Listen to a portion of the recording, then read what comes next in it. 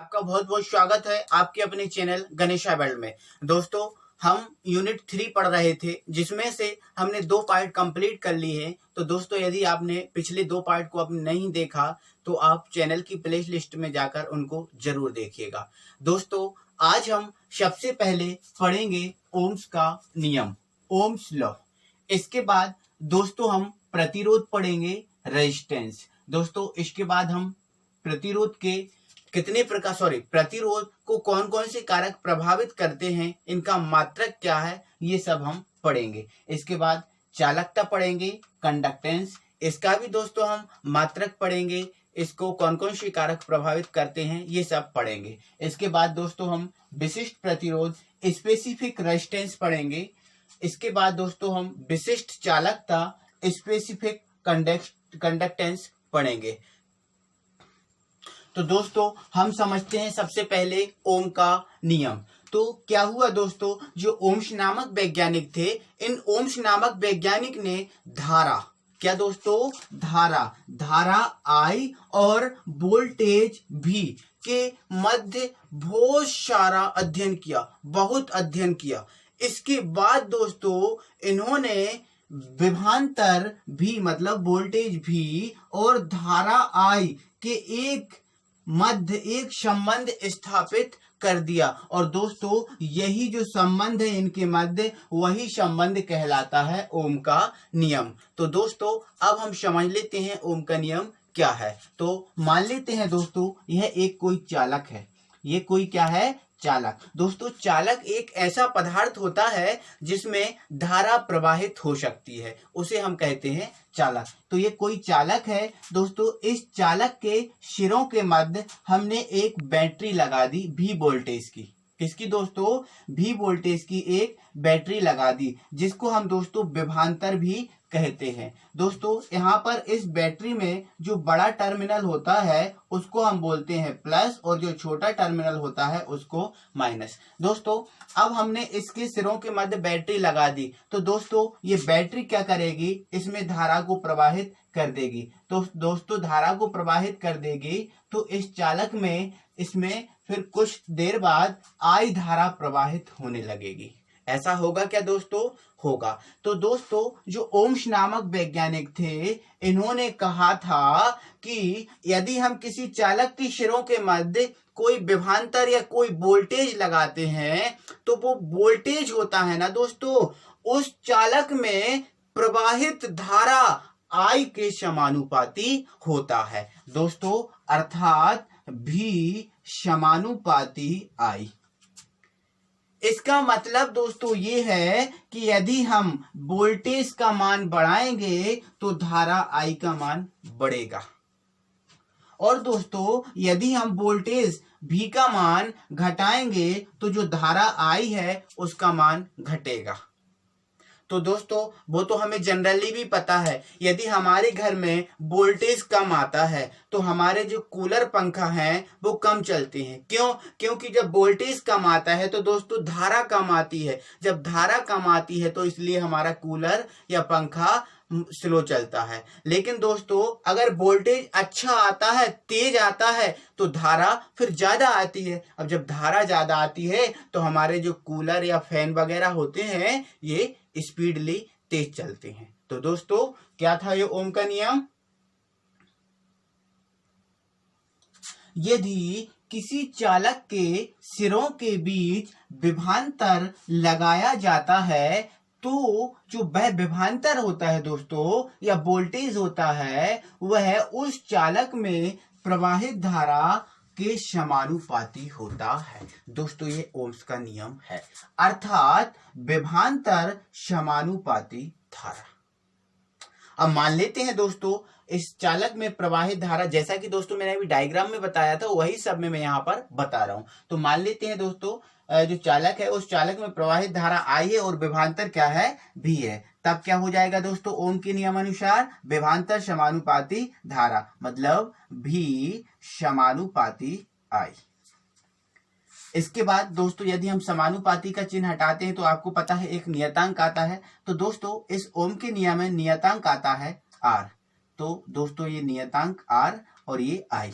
तो हम क्या लिख देंगे दोस्तों, जहां R एक नियतांक है और इस नियतांक को क्या कहेंगे दोस्तों, प्रतिरोध। तो क्या है, जहां R एक नियतांक है जिसे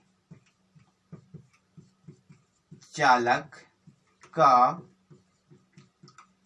प्रतिरोध कहते हैं। तो दोस्तों आपको ये ध्यान रखना है कि ये ओम का नियम है। यदि ओम के नियम में ओम नामक वैज्ञानिक ने कहा था, यदि किसी चालक के सिरों के मध्य विभवांतर को बढ़ाओगे तो धारा का मान बढ़ेगा, और दोस्तों यदि विभवांतर घटेगा तो धारा का मान घटेगा। तो बाकी दोस्तों मैंने आपको उसको अच्छे से समझा ही दिया है। तो इसके बाद दोस्तों हम अगला पढ़ेंगे जो है प्रतिरोध।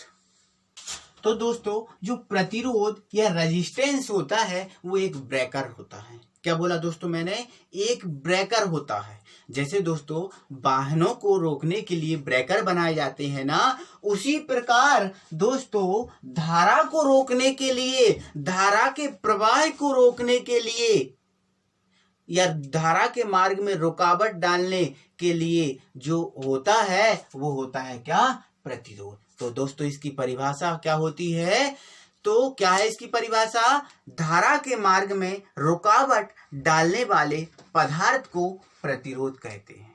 क्या बोला मैंने दोस्तों, धारा के मार्ग में रुकावट डालने वाले पदार्थ को प्रतिरोध कहते हैं। तो दोस्तों अगर हम इसके फॉर्मूले की बात करें तो ओम्स लॉ लगा देंगे दोस्तों। क्या लगा देंगे, ओम्स लॉ। तो अकॉर्डिंग टू ओम्स लॉ, दोस्तों हमने ओम्स लॉ में देखा था V बराबर क्या होता है, RI होता है ना दोस्तों। अब इसके बाद हमें पता है दोस्तों R क्या है, प्रतिरोध। R क्या है, प्रतिरोध। अगर हम इस और R के फॉर्मूले को निकालें तो इस I को कहां भेजना पड़ेगा दोस्तों, बटे में। तो ये हो जाएगा V बटे I बराबर क्या हो जाएगा, R। या फिर हम इसको दोस्तों कैसे लिख सकते हैं, R बराबर V बटे I। तो दोस्तों ये हुआ R का फॉर्मूला। दोस्तों यहां से हम इसकी दूसरी परिभाषा भी बना सकते हैं। दूसरी परिभाषा क्या बन सकती है दोस्तों, हम यहाँ पर देख रहे हैं कि V है ऊपर और नीचे क्या है, I। दोस्तों हमें पता है V क्या है, विभवांतर, और I क्या है दोस्तों, धारा। तो हम क्या बना सकते हैं दूसरी परिभाषा, विभवांतर और धारा के अनुपात है ना दोस्तों, तो विभवांतर और धारा के अनुपात को प्रतिरोध कहते हैं। और दोस्तों हम प्रतिरोध को व्यक्त किससे करते हैं, R से। तो दोस्तों मैं यहाँ पर परिभाषा आपको लिख नहीं रहा हूं, आपको खुद लिखना है। क्या लिखना है, मैं एक बार फिर से बता दे रहा हूं। जो ऐसा पदार्थ जो धारा के मार्ग में रुकावट डालता है उस पदार्थ को प्रतिरोध कहते हैं, इसे R से व्यक्त करते हैं। दूसरी परिभाषा क्या है दोस्तों, विभवांतर और धारा के अनुपात को प्रतिरोध कहते हैं। इसके बाद दोस्तों हम इसका मात्रक निकालेंगे। तो दोस्तों आज के बाद आपको याद रखना है, मात्रक निकालने के लिए हमें फॉर्मूले की जरूरत पड़ती है। किसकी, फॉर्मूले की। तो जो प्रतिरोध है उस प्रतिरोध का फॉर्मूला क्या होता है, V बटे I। इस फॉर्मूले के दोस्तों हमेशा आपको याद रखना है। तो इसका मात्रक निकालेंगे दोस्तों, हम R का मात्रक निकाल रहे हैं। तो V का मात्रक दोस्तों हमें पता है क्या होता है, वोल्ट होता है। क्या होता है, वोल्ट। और जो दोस्तों धारा होता है उस धारा का मात्रक क्या होता है, एम्पियर। क्या होता है दोस्तों, एम्पियर। तो दोस्तों जो प्रतिरोध है उसका मात्रक क्या हुआ, वोल्ट और बटे एम्पियर, वोल्ट बटे एम्पियर। और दोस्तों जो वोल्ट बटे एम्पियर होता है वह वोल्ट बटे एम्पियर ओम के बराबर होता है। किसके बराबर दोस्तों, ओम के बराबर। तो जो वोल्ट बटे एम्पियर किसके बराबर होता है, ओम के बराबर। तो जो प्रतिरोध हुआ दोस्तों उस प्रतिरोध का मात्रक क्या हो गया, ओम। दोस्तों इस ओम को हम इस वाले साइन से भी व्यक्त करते हैं। तो ये ऐसा साइन भी हो सकता है। और दोस्तों एक बात और, जो ओम होता है दोस्तों उस ओम के बराबर 1 बटे सीमेंस होता है। क्या दोस्तों, 1 बटे सीमेंस, 1 बटे सीमेंस। ओम के बराबर क्या होता है दोस्तों, 1 बटे सीमेंस। तो यदि हम इस ओम की जगह 1 बटे सीमेंस रखेंगे तो ये सीमेंस ऊपर जाएगा। तो क्या हो जाएगा दोस्तों, ओम बराबर सीमेंस इनवर्स, शॉर्ट में लिख दिया दोस्तों। ओम बराबर क्या हो गया, सीमेंस इनवर्स। तो या फिर इसका दूसरा मात्रक क्या हो जाएगा दोस्तों, सीमेंस इनवर्स। तो ध्यान रखना दोस्तों, इस प्रतिरोध का मात्रक कितने होते हैं, वोल्ट बटे एम्पियर भी इसका मात्रक होता है, ओम भी इसका मात्रक होता है, इसको हम ऐसा लिख सकते हैं, और सीमेंस इनवर्स भी इसका मात्रक होता है। तो ध्यान रखना दोस्तों, यदि आपसे पूछ लिया कि ओम बराबर क्या होता है तो आप बता देना 1/सीमेंस, ठीक है दोस्तों। या फिर दूसरा पूछ लिया ओम बराबर क्या होता है तो आप बता देना वोल्ट बटे एम्पियर। तो दोस्तों ध्यान रखना, ये क्या है, प्रतिरोध के मात्रक, ये चीजें आपको आनी चाहिए, और परिभाषा को मैंने आपको बता ही दिया। इसके बाद दोस्तों हम इसको प्रभावित करने वाले कारक पढ़ेंगे। दोस्तों किसी चालक के प्रतिरोध को ये 3 कारक प्रभावित करते हैं, जिसमें पहला है चालक की लंबाई, दूसरा है अनुप्रस्थ काट का क्षेत्रफल। दोस्तों जो अनुप्रस्थ काट का क्षेत्रफल होता है वह एक मोटाई होती है। क्या होती है दोस्तों, मोटाई। जैसा कि आप दोस्तों देख रहे होंगे इस मार्कर की ये मोटाई है, तो दोस्तों ये अनुप्रस्थ काट का क्षेत्रफल है। क्या है दोस्तों, अनुप्रस्थ काट का क्षेत्रफल। तो जो अनुप्रस्थ काट का क्षेत्रफल होता है वो क्या होती है, मोटाई। उसको दोस्तों हम ए से प्रदर्शित करेंगे। और दूसरा तीसरा है ताप, जिसको हम टी से व्यक्त करेंगे। तो हम पहला समझते हैं। तो दोस्तों जो किसी चालक का जो प्रतिरोध होता है वह लंबाई के समानुपाती होता है। क्या बोला दोस्तों मैंने, लंबाई के समानुपाती होगा। मतलब दोस्तों कोई चालक जितना लंबा होगा उस चालक का प्रतिरोध उतना ही कम होगा, और कोई चालक जितना छोटा होगा उस चालक का प्रतिरोध उतना ही कम होगा। ध्यान रखना दोस्तों, किसी चालक की लंबाई जितनी ज्यादा होगी प्रतिरोध उतना ही ज्यादा होगा, और किसी चालक की लंबाई जितनी कम होगी प्रतिरोध उतना ही कम होगा। अर्थात दोस्तों जो चालक का जो प्रतिरोध है वो आर, वो लंबाई की कैसा होता है, समानुपाती। तो आपको यदि लिखना है दोस्तों तो उसके लिए क्या लिखोगे, किसी चालक का प्रतिरोध लंबाई के समानुपाती होता है, अर्थात आर समानुपाती एल। इसके बाद दोस्तों दूसरा है हमारा अनुप्रस्थ काट का क्षेत्रफल, मतलब ए। तो दोस्तों जो किसी चालक का भी प्रतिरोध होता है वो अनुप्रस्थ काट के क्षेत्रफल के व्युत्क्रमानुपाती होता है। क्या दोस्तों, व्युत्क्रमानुपाती होता है। मतलब दोस्तों ये है कि यदि किसी चालक की मोटाई ज्यादा है, यदि किसी चालक की मोटाई ज्यादा है तो उसका प्रतिरोध होगा कम, और यदि किसी चालक की मोटाई कम है तो उसका प्रतिरोध होगा ज्यादा। तो ध्यान रखना है आपको दोस्तों कि जो अनुप्रस्थ काट का क्षेत्रफल है उसके कैसा होता है, व्युत्क्रमानुपाती। और व्युत्क्रमानुपाती का मतलब क्या होता है दोस्तों, एक बढ़ता है तो दूसरा घटता है। मतलब दोस्तों यदि प्रतिरोध अधिक होगा तो मतलब ये समझ लेना कि चालक की जो मोटाई है वो कम है, और यदि प्रतिरोध कम होगा तो समझ लेना कि जो चालक है उसकी मोटाई क्या है, अधिक है। तो अर्थात समझ लेना दोस्तों आर व्युत्क्रमानुपाती 1/A। तो इसको लिखना है तो इसके लिए क्या है, क्या लिखोगे, किसी चालक का प्रतिरोध अनुप्रस्थ काट के क्षेत्रफल के व्युत्क्रमानुपाती होता है, अर्थात आर व्युत्क्रमानुपाती 1/A। इसके बाद दोस्तों अगला पॉइंट है हमारा ताप। दोस्तों किसी भी चालक का यदि हम ताप बढ़ाएं, किसी भी चालक का यदि हम ताप बढ़ाएं तो जो उसका प्रतिरोध है वो प्रतिरोध बढ़ेगा। प्रतिरोध क्या है दोस्तों, बढ़ेगा। तो ध्यान रखना किसी चालक का ताप बढ़ाने पर उसके प्रतिरोध में वृद्धि होती है, अर्थात आर समानुपाती टी। किसी चालक का ताप बढ़ाने पर प्रतिरोध में क्या होती है, वृद्धि। तो ध्यान रखना दोस्तों प्रतिरोध क्या होता है, इसका मात्रक क्या है, इसको प्रभावित करने वाले क्या क्या कारक हैं, इन सभी को हमने पढ़ा। दोस्तों इसके बाद हम पढ़ते हैं चालकता को। तो दोस्तों जो चालकता होती है वह चालकता किसी चालक में धारा प्रवाहित होने का गुण होता है।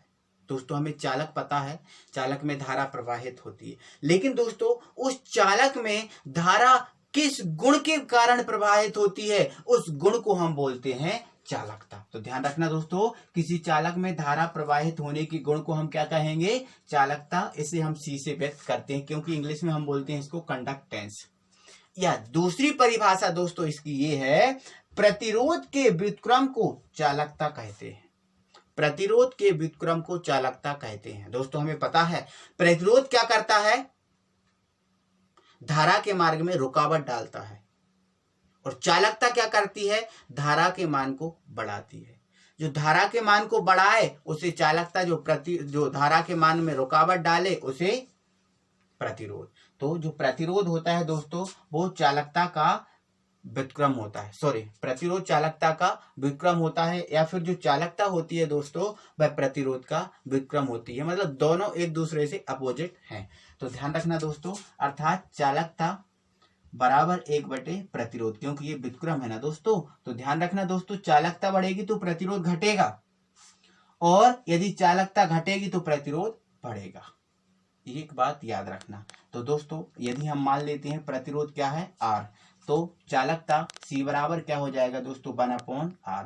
तो दोस्तों ये इसका हुआ फॉर्मूला, आपको याद रखना है। ये चालकता का फॉर्मूला क्या होता है, C बराबर 1/R। इसके बाद दोस्तों हम इसका मात्रक निकालेंगे। तो मात्रक निकालने के लिए मैंने बता दिया था फॉर्मूले की जरूरत। तो C का फॉर्मूला हमें क्या पता है, 1/R होता है। दोस्तों हमें C का मात्रक निकालना है, इस 1 का कुछ नहीं, R का मात्रक हमें पता है।